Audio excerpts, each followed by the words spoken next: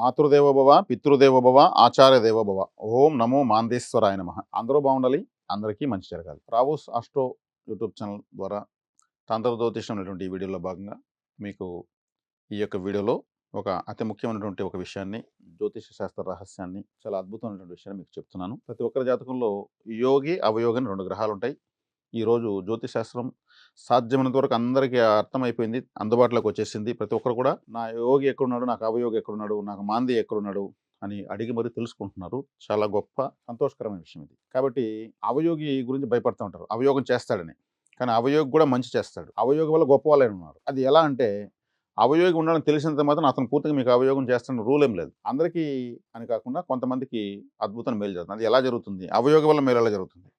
ఈ అవయోగికి అవయోగం అయితే అతనికి మళ్ళీ అవయోగం అయిపోవాలి. అతను ఎలా అయిపోతాడంటే, అవయోగి అనేటువంటి గ్రహం ఏదైతే మీకు వచ్చుంటుందో అది వక్రంలో ఉంటే అవయోగాన్ని కోల్పోతాడు. తను రివర్స్, తను తలకిందులైపోయాడు. అవయోగాన్ని ఇవ్వలేడు, చెడ్డ చేయలేడు.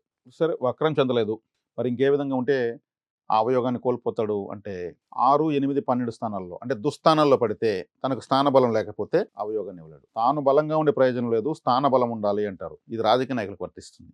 అధికారం అనేది స్థాన బలం, కుర్చీ. అలా 6, 8, 12 స్థానాలు దుస్థానంలో అవయోగ పడితే పనిచేయడు. అదే అవయోగ గ్రహము ఏదైనా ఒక నక్షత్రంలో ఉంటాడు, ఆ నక్షత్రాధిపతి వక్రించుంటే, అంటే వక్రించిన గ్రహం యొక్క నక్షత్రంలో ఉంటే ఇతను వక్రమైపోతాడు. అదేవిధంగా అవయోగి నీచ పడిపోతే, అంటే ఉచ్చ నీచలు ఉంటాయి.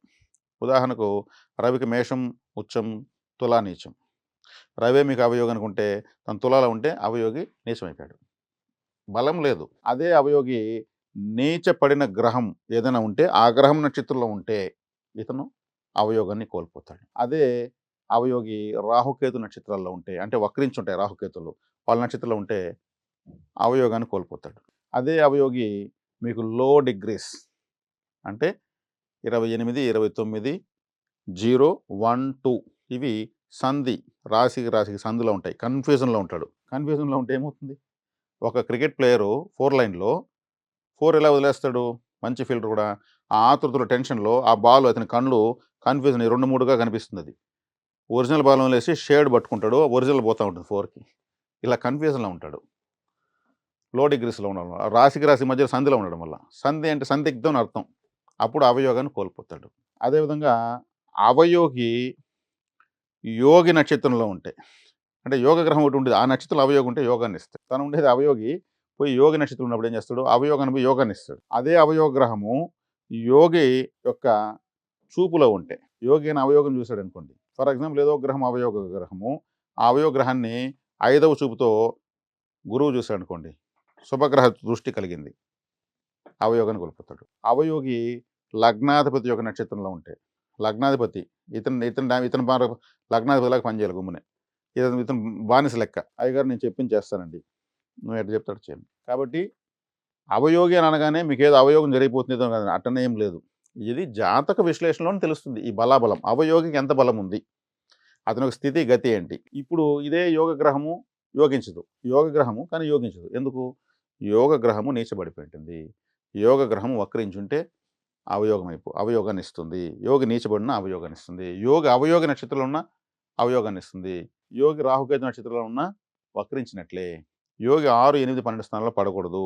యోగి నీచపడకూడదు, అవయోగం అయిపోతుంది. యోగి 6, 8, 12 స్థానాధిపతుల నక్షత్రాల్లో ఉండకూడదు. యోగికి అవయోగి చూపు తగలకూడదు. యోగి సంధి రాసుల్లో ఉండకూడదు.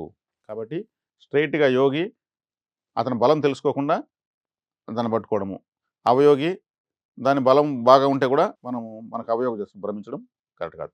జ్యోతిష్ శాస్త్రంలో ఇన్ని విన్యాసాలు ఉంటాయి. ఈ పరిశీలన జ్యోతిషుడు చేస్తాడు అంతే. ఈ పరిశీలన కోసం అయితే మీరు జాతకం చూసుకోవచ్చు.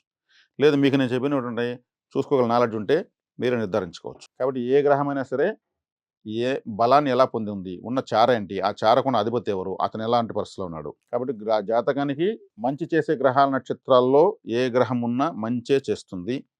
జాతకాన్ని చెడు చేసే నక్షత్రాల్లో లగ్నాధిపతి ఉంటే కూడా చెడ్డే చేస్తాడు. కాబట్టి 108 చారలు ఉన్నాయి, పాదాలు.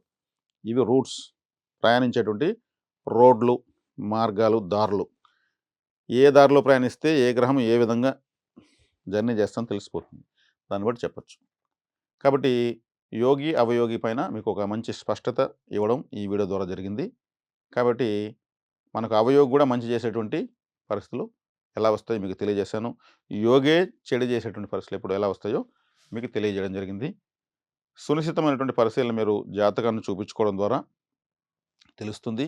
లేదు మీకు ఇప్పుడు ఇది అర్థమై ఉండి మీకు కాస్త శాస్త్ర పరిజ్ఞానం ఉంటే మీకు మీరే కూడా దాన్ని అన్వయించుకుని దానికి ఎలా ప్రవర్తించాలో చేసుకుని శుభఫలితాన్ని పొందొచ్చు. ఈ వీడియో మీకు బాగా ఉపయోగపడింది అనుకుంటున్నాను. చక్కగా మీరు రావుస్ ఆస్ట్రో యూట్యూబ్ ఛానల్ని లైక్, షేర్, సబ్స్క్రైబ్ చేసి మీరు ఇచ్చేటువంటి ఆదరణ కోసం నేను ఎప్పుడు ఎదురు చూస్తూనే ఉంటాను. ఇది సొంత ఛానలు. ఈ 2 సంవత్సరాల పాటు అనేక ఛానళ్ళు ఇచ్చాను. ఎన్నో ఛానళ్ళు నన్ను ఆదరించారు. వాళ్ళందరూ కూడా పేరు పేరున ధన్యవాదాలు తెలియజేస్తున్నాను. చక్కగా ఇప్పుడు ఈ ఛానల్ మీరు ఆదరించమని, ఆశీర్వదించమని కోరుకుంటున్నాను. శుభం.